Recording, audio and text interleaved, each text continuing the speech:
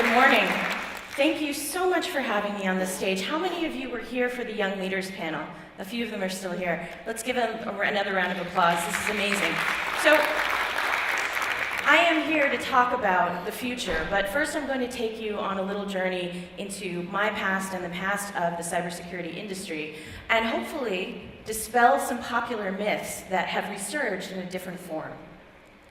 So, those of you who already follow me on Twitter know that this is a word cloud of the things that I think are really important to talk about, right? Among the things that I've done in my career, I never expected to be influencing policy and world leaders and to be invited to a stage like this to talk to folks like you. But most people know me from my work at Microsoft, where I was a strategist and 5 years ago launched their first bug bounty programs. How many of you are familiar with bug bounties? So 2.5 years ago, right before starting my own company, I helped the Department of Defense in the United States launch its first bug bounty program. The largest military that the world has ever known needed help from hackers. So let's talk about this a little bit. This is how I describe my job to my family. And this is part of something even bigger than we could have possibly imagined, even as some of my friends who I grew up learning how to hack in the late 80s and early 90s as teenagers had done. So this was me testifying before the Senate on the Uber data breach and its confusion between bug bounties and extortion. Right now, creating these markets for vulnerabilities and for the workforce of tomorrow. 20 years ago, my friends who I grew up with, also known as the Loft, testified before the Senate for the first time about the state of fragility of the internet. 1998 was a much smaller internet than we have today, and yet we still have some of this intrinsic fragility that we have to address. This was a reunion panel 20 years later, in which Mudge had to, of course, bring back the hair in some form. But part of this panel was looking back over the last 20 years as we hackers grew up into the cybersecurity leaders, much like these young leaders have shown us today. We didn't have master's programs back then to study what we did. We, in fact, created a lot of this industry. So how did we get here? And what is it? And what can we do to affect the future? Well, one thing is for sure. I know that myself and my peers, while we haven't solved all the unsolved problems of internet security, we have learned how to make money. So we've learned how to burgeon this enormous industry. And yet, with all of this talk about cybersecurity and nailing the basics, we are still in this situation where we're trying to sell these silver bullets. And I see them recurring over and over again in different forms. So what is different? Does anyone remember what I call the age of the great worms? Blaster, Sasser. These were in the early 2000s. And what caused them? It wasn't the vulnerabilities themselves necessarily. It was the fact that they were publicly known, a patch was available, and yet the patch wasn't applied. So here we are, nearly 20 years after that fact, and we're still grappling with massive infections as a result of not applying the patches. We thought in our naivete, when we were invited to the Senate 20 years ago, when we were invited by banks who started opening their doors to the work of hackers and what we could show them, we thought surely we wouldn't be in the same position. If we just showed them what the vulnerabilities were, they would be able to fix them, and the age of the great worms would be over. But what we didn't understand was that deployment strategy required more than just the help of hackers. So a couple of things have changed. Now, Google only keeps track of search terms from about 2004. And something different happened this year. How many of you are familiar with the term penetration testing? And how many of you are familiar with the term bug bounty? And the fact that Google search terms, for the first time, searches for bug bounty have now exceeded searches for penetration testing. Now, you may have heard that bug bounties are a cheaper way to crowdsource security. And in fact, these two inflection points that I'm highlighting in this slide were the times that I helped create some of the bug bounties that made this idea much more popular. The Microsoft bug bounties, which is the first time a much older company had invited hackers for money, and the Pentagon. But why am I coming here to you to say that bug bounties are not, in fact, the solution to the future? Because it's all been here before. The difference between vulnerability disclosure, for which there are ISO standards, and again, this was another thing that in my hacking career I never thought that I would be involved in the creation of ISO standards of any kind. Vulnerability disclosure is the overall process. Bug bounties are an optional incentive that may or may not enhance your ability to collect vulnerabilities. Penetration testing is that lower risk way to find out about vulnerabilities, and while it lacks that crowdsource appeal, it has with it already intrinsically non-disclosure agreements to minimize risk and let you know what is going on, and it has with it professional services. So, a lot of people think it's just a matter of opening the front door to hackers. And again, in this 20 years that I've been doing cybersecurity, we've proven over and over again that it's just not that simple. So a lot of people think you just open the front door and a lot of very helpful white hat hackers will just show up, and maybe a lot of them will show up. But in fact, they'll be friendly, furry, and helpful. When in reality, sometimes it's more like this. And you actually have no idea who is knocking on your front door. And in fact, some of the work that I had to do with renegotiating the Wassenaar arrangement was all about explaining that there is no technical bright line that we can draw around adversarial hacking and hacking for defense or hacking to point out security flaws. So there are a number of complexities in this, especially around data security. The Uber data breach of 57 million records was just an example of that, the one that I testified before the Senate on. Their bug bounty was capped at $10,000. Uber paid a hacker who downloaded 57 million records $100,000. They incentivized the collection of data against all practical considerations.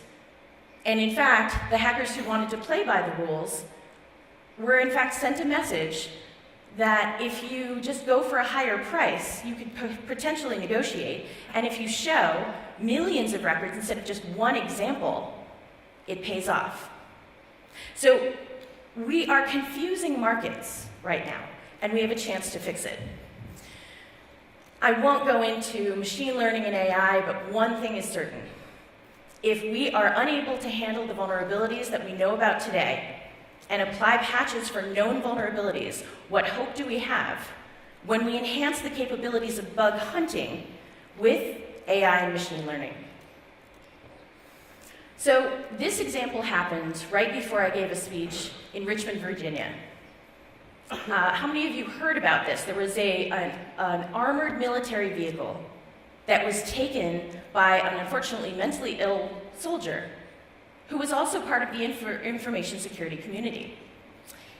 We can laugh about it right now because luckily nobody was hurt. I mean, he was tased, but nobody was hurt. He drove this vehicle down the freeway for a 2.5-hour chase with local police. Let's see, I've got a little video here. We'll see if the sound works. So, again, luckily no one was hurt. But do you know what he said afterwards? He said, I was just running a test, that I was authorized to do this. And as you can see, the incident responders in this case still had to marshal an entire effort to deal with this alleged test. Now, clearly, we have a problem. We have a problem in identifying who's friend and foe. We have a problem addressing the vulnerabilities we know about. And so you'd think that these bug bounty companies, of which I used to be a part of one, have addressed the problem. They promise that they will clean that feed of bugs that is coming to you, that they will mimic the professionalism and the safety and the risk aversion of a traditional penetration test. But one thing that they're missing is the fact that triage is among the hardest jobs to consistently staff in security. So, in 2007 was when I joined Microsoft, that was also the year that Popular Science named Microsoft Security Grunt one of the top 10 worst jobs in security, somewhere between elephant vasectomist and whale feces researcher. We made t-shirts to deal with this, but the fact of the matter was, we were paying these folks, and still do, six-figure salaries to sit at the giant funnel of vulnerabilities, potential vulnerabilities that required investigation for Microsoft. It would be interesting for you to know that one of the issues with starting a bug bounty at Microsoft was the exceptional volume that their incident responders and triage folks had to deal with regardless of payment. So before Microsoft offered cash rewards, the only incentive they offered was acknowledgement in a bulletin, right? Your name in 10-point Arial font if you kept the vulnerability details until a patch was ready. You kept them quiet until a patch was ready. We had unfortunately created some perverse incentives in that model. And unfortunately, even with all of the triage support in the world, sometimes there are just too many bugs. And the back-end infrastructure sometimes can't handle it. Microsoft, before Bounties, was receiving 150,000 to 200,000 non-spam email messages a year to the Secure at Microsoft inbox. After Bounties, 5 years later, they are receiving between 150,000 and 200,000 non-spam email messages a year to Secure at Microsoft. So the incentives were designed very specifically to shape and focus the eyes of the security community so that what you got was not just a number of additional random bugs, but specifically the ones that you could learn the most from. So we could go into the maturity that it takes to really be able to handle vulnerability reports, whether you're doing a bug bounty or not, but just understand that it's not a matter of simply increasing your engineering capabilities or simply hiring more triage folks that you have to understand will probably leave that job as soon as they get good at it. So paying for bugs has become almost a virtue signaling for taking security seriously. And as we look at the future, I worry about this term, bug bounty, replacing penetration testing, as we saw in the Google search. Most of the bug bounties today are great at finding low-hanging fruit. The majority of bug bounties paid out are for cross-site scripting. So what does that actually tell us? Are we actually getting more secure as an industry? Have the last 20 years paid off? Well, again, we're creating this market. But if you think about it, secure development is where you are supposed to try and prevent these vulnerabilities. One of the things I said to the Senate to give them advice about the future was that we needed to create more secure coders instead of cranking out people who write the same bugs over and over again. I got bored being a professional penetration tester because I would come back, not only were the same bugs there over and over again, but it didn't look like anyone was learning from their mistakes. And so when we think about bug bounty payouts, I think a closer look needs to be, is this still low-hanging fruit which could have been prevented, as opposed to fewer vulnerabilities of higher complexity, which is the direction the entire industry was supposed to go in, and what we believed in 20 years ago. So this is a slide from the work that I had done with MIT Sloan School and Harvard Kennedy School on looking at the vulnerability and exploit market. We did a system dynamics model, and one of the most important things was identifying that not all bugs are created equal. Again, that low-hanging fruit, the low sophistication bugs that could be found in large part with low-skilled workers using commercially available or even free tools, versus these highly complex bugs that actually teach you something new, and where we should all be going as an industry. Turns out the labor finding the low-hanging fruit is plentiful. The labor market for finding those critical vulnerabilities in the latest operating systems has been, and probably will be for quite some time, limited to just a few thousand individuals worldwide who are capable of bypassing all the mitigations in the most advanced operating systems and software. So we still have a very uneven labor market. Now, when people decide that they want to start a bug bounty, often they aren't thinking this through. They aren't thinking, how can I prevent vulnerabilities first? How can I enhance my own internal folks, who are ideally the lowest risk folks, to help identify and prevent these issues?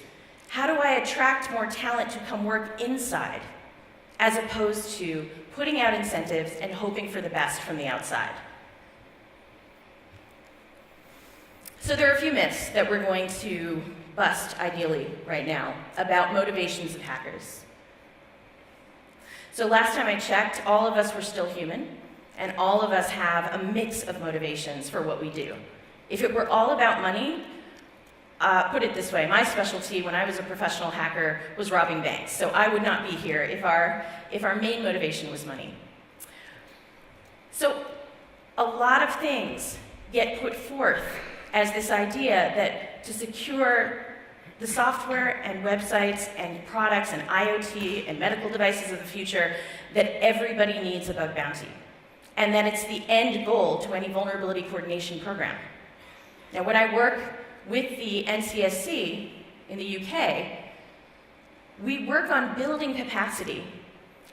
We don't work on this idea that eventually you're going to offer cash. It's just not necessary to motivate. Remember, Microsoft is a great example. Before bug bounties, 150,000 to 200,000 times that hackers every year would try to warn them about security holes. And after, the same amount, just better focused. So what is the truth? Bug bounties are not a replacement for penetration testing. And the things that I see coming out of my own government and the EU government is an over-romanticizing of zero-day vulnerabilities, of bug hunting in general, and that one job type of hunter. When again, remember, there's an entire army behind all of these security companies and all of these software companies that needs to be able to process this information and do something with it. And then once the patches are out, every single IT organization still has to deploy it. So when we romanticize the hunting element, we miss the entire workforce that needs to be prepared for the future. So I mentioned the system dynamics model that we worked on at MIT. This was to answer the question, could we outbid the market for vulnerability? Could the defense side buy up all of the vulnerabilities and eradicate the most serious issues that way? Well, we found that, in fact, price is the worst lever, or among the most ineffective levers.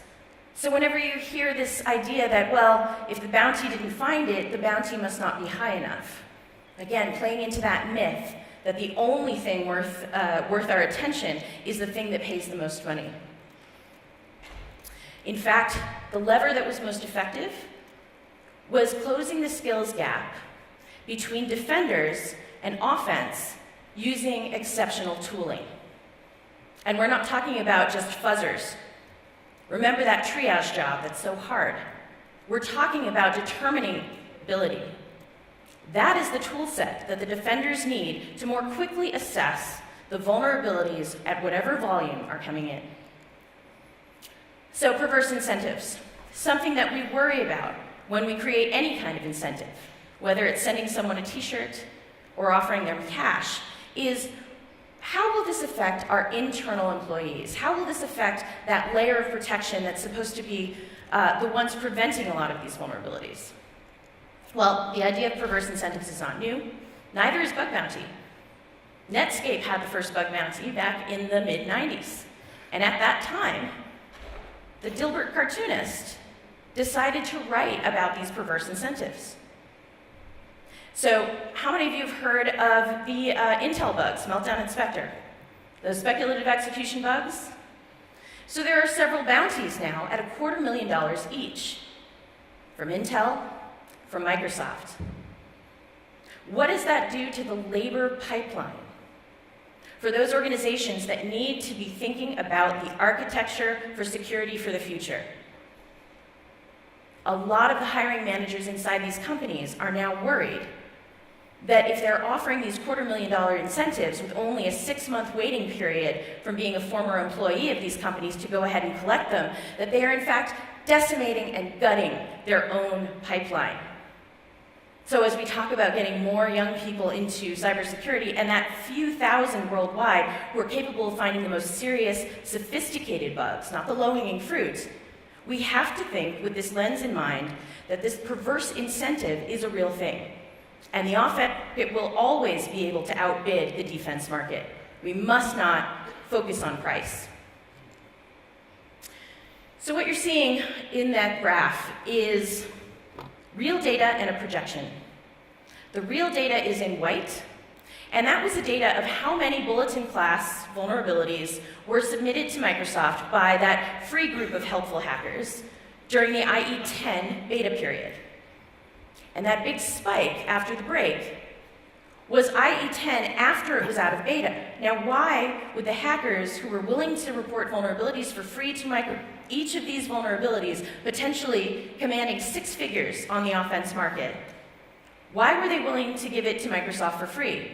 Well, the data told us the story of the perverse incentive we had set up even before we had done anything involving cache. What happens if a vulnerability only affects the beta product? Well, it gets fixed in beta, and there's no bulletin, and there's no name that is given credit for it. So what they had learned to do, what Microsoft had inadvertently taught them, was, of course we want your help, we're not willing to pay for it at this time, the only thing we're offering you is credit. And so we had taught them to wait until the worst possible time to tell us about these vulnerabilities, instead of the best possible time, which is the beginning of the beta period. So understanding what the markets were doing, who the hackers were, who were already coming to us, and focusing and reshaping what they were looking at and when. So the purple or pink line is a projection. And this was what convinced Internet Explorer to start paying for its own bugs. I said, we can traffic shape when those reports come in if we offer a little bit of cache, but recognition at the beginning of the beta period. So we collected 18 bulletin class vulnerabilities in the first 30 days of the IE11 beta. We paid out just over $28,000 total. So this is an example of understanding the incentives, understanding what perverse incentives could arise, and shaping the incentives appropriately. Hack the Pentagon. What I want you to pay attention to here are the numbers. 1,400 eligible participants registered. We had no idea if anyone would register. We were hoping for a few hundred. We got over 1,400, and then look at the signal to noise, the total reports received to the valid reports. Remember, all of the folks who are having to do triage on the back end had to sort through all of these submissions, many of which were duplicates, because there was still a lot of low-hanging fruit there. Now let's fast forward. What lever did we use to try and reduce that signal to noise and make it more favorable? Well, when we launched Hack the Army, look at the numbers now. It's a much better signal to noise, 400, a little over 400 submissions to about 100 valid issues. But you see there's another number that changed. The number of participants was capped. So again, that mythology that we have this crowdsourced model will solve all the problems, sometimes you actually still have to circumscribe that crowd and focus them and adjust them to adjust to your own capacity to deal with them. So this labor market for bug hunting, bug fixing, code writing, if we romanticize the hacker side, if we fetishize the hunt for vulnerabilities and cache incentives and rewards, we will end up decimating our workforce of the future. In the United States, the top 10 rated computer science programs have no security requirement whatsoever. We are cranking out bug writers faster than we will ever find bug hunters. So we have to make an adjustment for the future. Right now, what I'm seeing is legislation on both the Atlantic. In the United States, there are bills being passed and suggested that bug bounties mimicking the success of Hack the Pentagon should just be lathered, rinsed, and repeated. We also see this in the European Union. How many of you know that, in fact, there's about a 1.6 million euro budget to apply bug bounties to open source software that's most commonly used in European governments? How many of you knew this? Well, they chose the targets of open source software by a survey of government employees. What are you using the most? And they came up with 2 targets, Apache Server Core and KeePass. I contacted the Apache Server Core team and asked them, are you aware that Europe is about to paint a bug bounty target on you? And they said, no, actually no one told us. The people who have to triage and fix the vulnerabilities were not informed because of this romanticization of bug hunting and bug bounty. There's no money set aside in the budget to pay for additional maintainers. Most of the maintainers of these open source projects work for free. There are only 3 full-time paid maintainers of the Apache Server Core project. The rest are volunteers. And can you imagine how many of them are going to volunteer to fix issues when in fact they could change careers and be full-time bug hunters? How are we decimating our pipeline? So I would be very suspicious of these initiatives that put forth this bug hunting is the answer, and instead start looking at the labor market as a whole. And one thing I will say, as having been a developer for open source software, a systems administrator working at MIT at a university, a professional penetration tester, I will say that all of those jobs have merit, even though some of them are less sexy than others. So what are bug bounties good for? Definitely good for identifying new talent, recruiting, as long as you're not creating these perverse incentives. What are they not good for? Finding out for the first time what security holes you have. So unfortunately, in 20 years, we haven't progressed to the point that there's some sort of silver bullet, that there's something that we can do and instantly be more secure. We still have to put in the work. In all cultures, there's this idea of balance, and I chose simply one to highlight: the creation, the maintenance, and destruction. In my youth, in my hacking youth, I was very good at destruction. But creation and maintenance are just as important in this cycle. And when we look to the future, we need to be able to identify opportunities to not just incentivize destruction, but to build more resilient creators and to support and celebrate the maintainers, instead of calling it the worst job in science. These are some references for some of the work that I have spoken about. And the last thought I will leave you with: I had tweeted out on my way here asking my followers on Twitter to show me pictures of them doing what they love. Building, breaking, fixing, and I got dozens and dozens of wonderful pictures. Here are just a few. When we look at the future, we have to understand the future is varied in job type.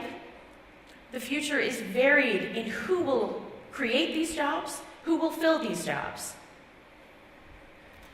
That picture, the old picture, has me in class with some of my friends that I learned to hack with. I'm facing away from the camera, and that's a perm. Down below, before there was Korea hacking Sony, there was Katie. That was me, professionally hired by Sony to hack them about 13 years ago. And that little girl is the daughter of someone who responded to my call on Twitter for these photos. The daughter of someone who, when she was pregnant with that little girl, was in a homeless shelter. The future is already here. You just have to recognize it. And it's up to us to more evenly distribute it. Thank you.